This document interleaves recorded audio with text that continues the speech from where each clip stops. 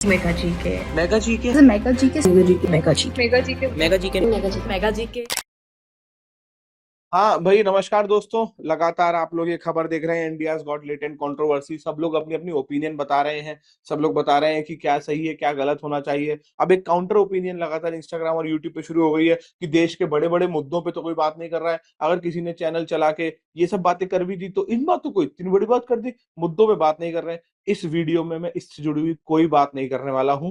इस वीडियो में मैं उन लोगों के लिए वीडियो लेके आया हूं जो लोग ये पेपर के पॉइंट ऑफ व्यू से, नॉलेज के पॉइंट ऑफ व्यू से, लीगल पर्सपेक्टिव के पॉइंट ऑफ व्यू से और एग्जाम के पॉइंट ऑफ व्यू से और रियल नॉलेज के पॉइंट ऑफ व्यू से समझना चाहते हैं कि इसके लीगल कॉन्सिक्वेंसेस और लीगल पर्सपेक्टिव्स क्या हैं और इससे जुड़े हुए बाकी कानून और देश इन चीजों को कैसे रेगुलेट करते हैं। तो उसके लिए ये वीडियो देखना, बहुत काम की वीडियो है। इसमें कंटेंट मिलेगा, तुम लोगों को ओपिनियन नहीं मिलेगी। समझ में आ गई? चलो समझना शुरू करते हैं भैया। इंडियाज गॉट लेटेंट कंट्रोवर्सी की बात हो रही है, तो सबसे पहले हम देख लेते हैं क्या कहानी है। हम जानते हैं YouTube show India's got latent hosted by समय रैना, फीचरिंग रणवीर इलाहाबादिया, है ना, आशीष भाई, है ना, सरने पढ़ने में टफ होता है मेरे लिए, जसप्रीत भाई और अपूर्वा जी। इन सब लोगों ने, अच्छा अपूर्वा को जी, अपूर्वा बहन, ठीक है कोई बात नहीं, एज जजेस ये सब लोग थे, है ना। एफआईआर फाइल हुई इनके अगेंस्ट में। क्यों? क्योंकि इनके ऑब्सीन कंटेंट इनके शो के अंदर था and violation of law governing obscenity in digital content से जुड़ी हुई। 2 स्टेट्स में एफआईआर दाखिल हुई है इनके खिलाफ। महाराष्ट्र के अंदर, जहां पे इन्वोक करी गई है लॉज अंडर द भारतीय न्याय संहिता एंड इंफॉर्मेशन टेक्नोलॉजी एक्ट। अब हम लोग समझ लेते हैं इसके पीछे के लीगल प्रोविजंस क्या है। मैंने फिर से कहा, कोई ओपिनियन वाली बात नहीं है, काम की बात होगी सीधी। तो काम की बात देख लेते हैं। भारतीय न्याय संहिता 2023 बीएनएस के अंदर 3 धारा होती हैं, सेक्शन 294, 296 और 299। देख लेते हैं क्या क्या होता है। 294 में होता है punishes individual for selling, importing, exporting, advertising obscene material, books, painting, videos including digital content.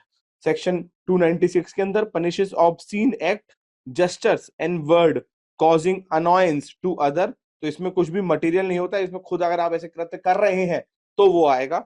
और थर्ड होता है address moral and social corruption bye regulating content that offend public morality. तो 3 अलग बातें हुई, तीनों अलग धारा बनाने के, सेक्शन बनाने के पीछे ये ही लॉजिक होता है कि तीनों सेम चीज नहीं है। पहले के अंदर क्या आ रहा है कि भैया आप सेल, इंपोर्ट, एक्सपोर्ट, उसके साथ साथ एडवर्टाइज नहीं करेंगे। बुक्स, प्रिंट, पेंटिंग, वीडियोस और एक्सेट्रा ऐसी कोई भी चीज जिसमें ऑब्सेनिटी है डिजिटल कंटेंट के अंदर और नहीं तो फिजिकल मटेरियल में।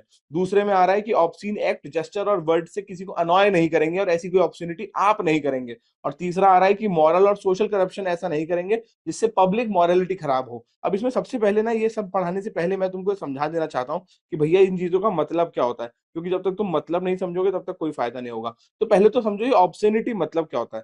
ऑब्सेनिटी का मतलब होता है दोस्तों that the content that violets public morality and decency, specially sexually explicit content. अब इसमें बहुत काम की बात है। सुप्रीम कोर्ट का एक जजमेंट है जिसमें उसने बोला है कि अगर आप वीडियोस में या कहीं पर गाली आपके मुंह से निकल रही है तो गाली ऑब्सेनिटी में नहीं आती है। अगर वो गाली किसी इस तरीके से है कि वो किसी को सेक्सुअली एक्सप्लिसिट कंटेंट के लिए सेक्सुअली अराउजमेंट हो रहा है तो वो ऑब्सेनिटी में आता है। अब सवाल ये है कि ये सब चीजें ऑब्सेनिटी में आती क्यों है, मतलब थोड़ा गहरे में उतरो और समझो कि ये सवाल है कि ये सब चीजें ऑब्सेनिटी में आई क्यों रही है। तो लोग बाग कह रहे हैं कि भैया जो बातें मजाक में किसी ने जोक्स में माँ बहन वाली बात कह दी, आप इसको ऑब्सेनिटी कर रहे हो और बाकी चीजों को, देश में जीडीपी कम चल रहा है, एम्प्लॉयमेंट नहीं है। अबे पागल वागल हो गए हो क्या? क्या बिल्कुल ही दिमाग उड़ गया है? देश का जीडीपी, देश की इकोनॉमी, देश की समस्या है, वो चीजें हैं जो एक कंट्री और एक इकोनॉमी को और एक सिस्टम को सॉल्व करनी है। ऑब्सेनिटी, कपड़े पहनना, शरीर के ऊपर नंगे ना घूमना, वो चीजें हैं जो हम 4000-3000 साल पहले आदिवासी से इंसान बनने पे सॉल्व कर चुके थे। तो फर्क समझ में आ रहा है? नेशनल मुद्दों पे चर्चा नहीं है, वो बड़ी बात नहीं हो रही, ऐसा नहीं है, उन पे बात हो रही है, बट इस मुद्दे पे भी बात होनी चाहिए। पहला लॉजिक तो ये समझो। अब आगे की बात समझो मेरी। तो ऑब्सेनिटी समझ में आया, सेक्सुअली एक्सप्लिसिट कंटेंट की बात है इसके अंदर। दूसरा, अगर हम बात करें कि ये हिकलिंग टेस्ट क्या होता है, अभी ऊपर आएगा। जैसे जैसे जो जो बातें ऊपर आती जाएंगी वो मैं तुमको ऊपर ऊपर समझाता जाऊंगा। तो तुम्हें पहले ऑब्सेनिटी समझ में आ गया। अब ये तीनों चीजें तुमको समझ में आ गई, 294, 296 एंड 299। ठीक है, ये पीछे से गड़गड़ आ रही होगी दोस्त, ये आ रही है तो आने देना, अपन पढ़ाई करते हैं। इसके बाद आता है information technology act, IT act, सन 2000 के अंदर आया। ये बहुत इंपॉर्टेंट एक्ट है, ये बिल्कुल बेडरॉक और बेस बनता है। इंडिया में आईटी से जुड़ी हुई कोई भी बात आएगी ये एक्ट सामने आएगा ही आएगा, क्योंकि इसी एक्ट के आधार पर बाकी सारी चीजें बनी है। तो अगर इसको देखें हम तो इसमें आता है सेक्शन 67, और वो क्या बोलता है, it punishing the publishing and transmission of obscene material online, बिल्कुल क्लियर है। और तीसरा पनिशमेंट क्या होता है इसका, 3 साल की जेल या फिर 5 लाख रुपए तक का फाइन पहले ऑफेंस पर, दूसरे या तीसरे पे बढ़ता जाएगा। क्लियर है। तो ये दो बातें हो गई और इन दोनों के खिलाफ ही उनके ऊपर धारा लगी है। आगे चलते हैं अदर रिलेवेंट लॉज। इसमें हम लोग देखें तो बेटा 2 लॉज और आती हैं इसके अंदर। एक आता है indecent representation of women prohibition act 1986, जिसमें आता है prohibit indecent representation of women in advertisement, publication, writing and digital media. And last जो इसमें अप्लाई नहीं हुआ है, जो कि इन सबसे भी ज्यादा बड़ा एक्ट होता है जो आशाराम बापू के खिलाफ लगा था, that is protection of children from sexual offence, POCSO act 2012 punishes content that sexually exploits minor. और इसके अलावा उसमें बहुत सारी चीजें होती हैं, बट इसमें हमने ये क्यों लिखा है, क्योंकि यहाँ पे बेसिकली कंटेंट की बात हो रही थी। अगर एक्शंस होते तो वो भी पॉक्सो में अप्लाई होते हैं। यहां तक की बात समझ में आ गई, मैं उम्मीद करता हूं। आगे चलते हैं, की इंसिडेंट कंट्रोवर्सी के क्या थे। हम सब जानते हैं रणवीर इलाहाबादी ने जो क्वेश्चन पूछा था, that would you rather watch your parents to have sex every day to the rest of your life और ज्वाइन देम, है ना, वंस टू स्टॉप फॉरएवर।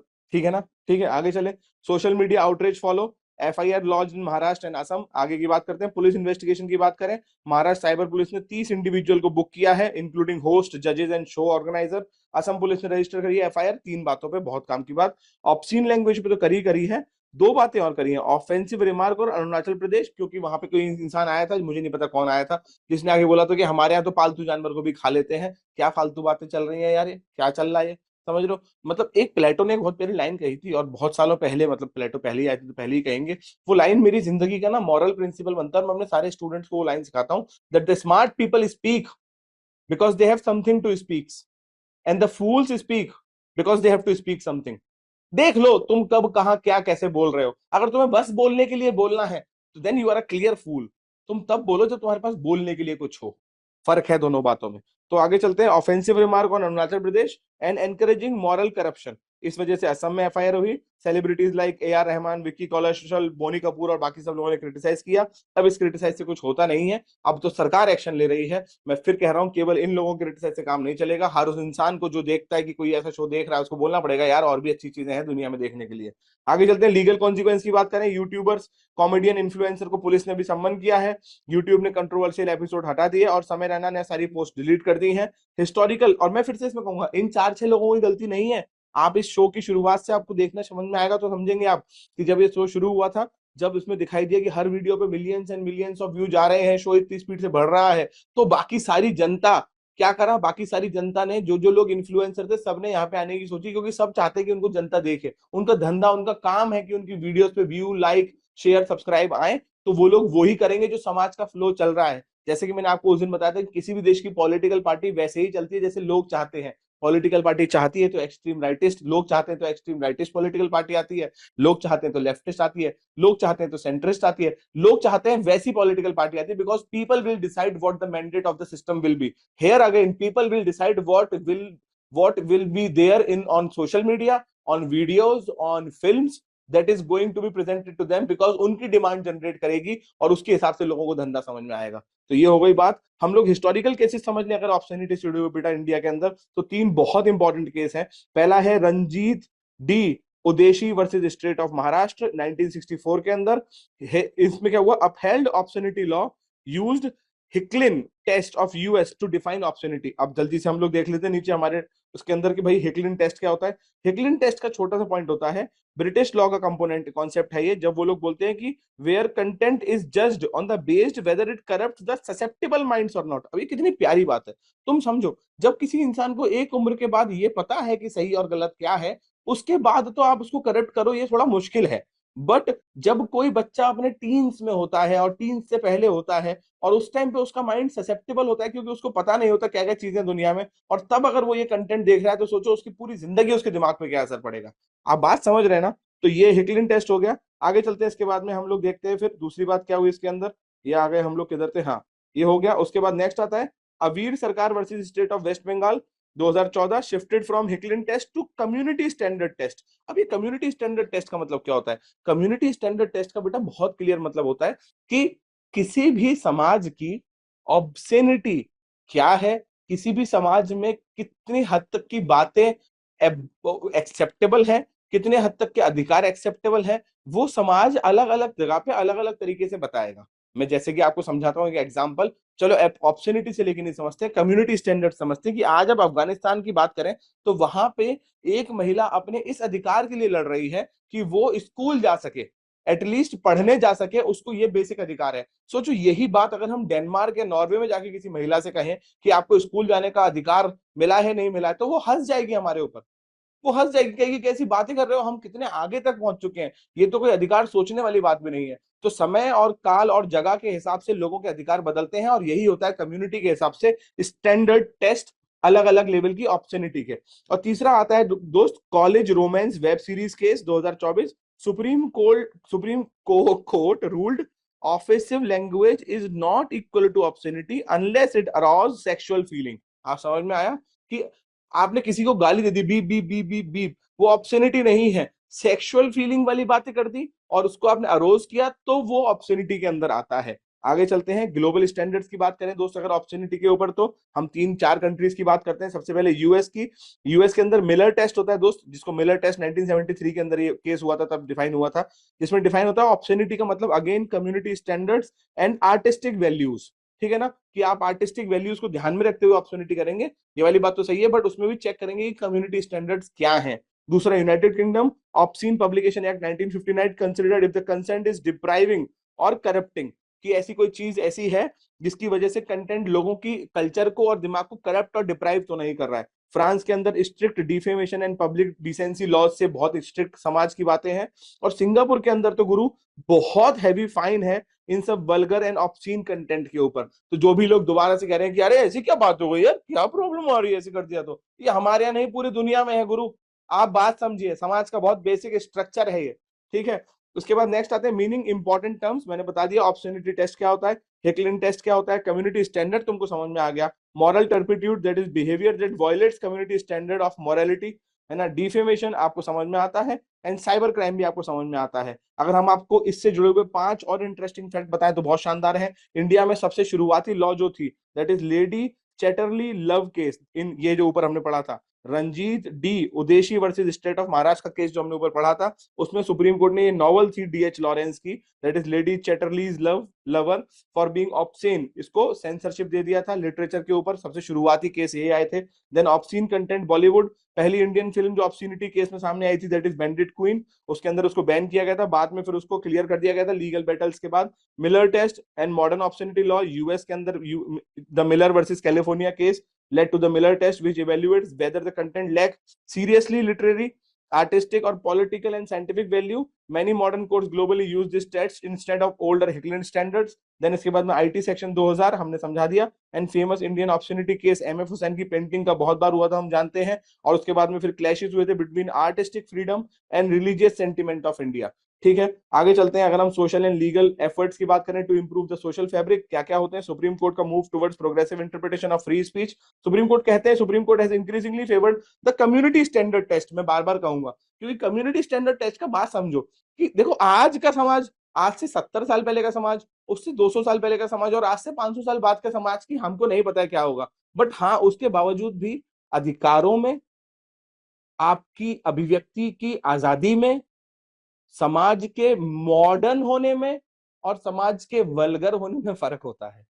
समाज के मॉडर्न होने में और उसके वेस्टर्न होने में फर्क होता है। हम सबको ये पता होना चाहिए that westernisation is not modernisation, पहली बात। अब इसका मतलब ये नहीं है कि each and everything that is western is not modern, but each and everything that is western is modern, ये भी तो गलत है ना। मेरी बात समझ, ये भी तो गलत है ना, हमारे समाज हिसाब से, हमारे समाज के हिसाब से।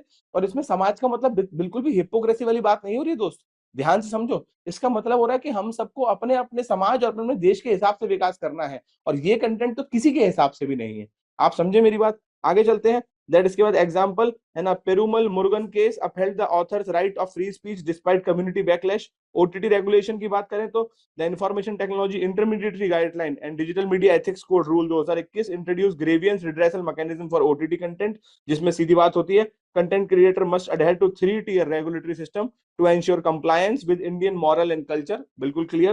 देन इसके बाद internet and social media monitoring, the Indian government increasing scrutiny on digital content, section 69A of IT act के अंदर आता है, यूट्यूब, नेटफ्लिक्स, अमेजॉन प्राइम, ये सब कुछ। और इन सबको अपने आप को सेल्फ रेगुलेटेड कंटेंट करना होता है। अगर ये अपने आप को सेल्फ रेगुलेट नहीं कर पाते हैं और अगर कोई कंप्लेन करता है इनके खिलाफ, तो इनको ग्रेवियंस रिड्रेसल करना पड़ेगा जल्दी से जल्दी, वरना इनको सेल्फ रेगुलेट करना पड़ेगा। Content public participation in censorship, तो अगर हम बात करें central board of film certification, इसके बारे में हमने पूरे नोट्स भी पढ़ाए हुए हैं। Allows public feedback in deciding the film rating, बिल्कुल सही बात है।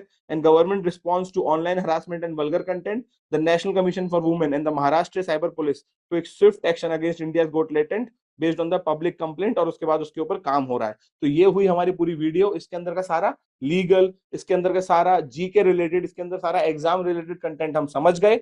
आप लोगों का इस बारे में क्या कहना है कि हमको ऐसी वीडियोस और बनानी चाहिए कि नहीं?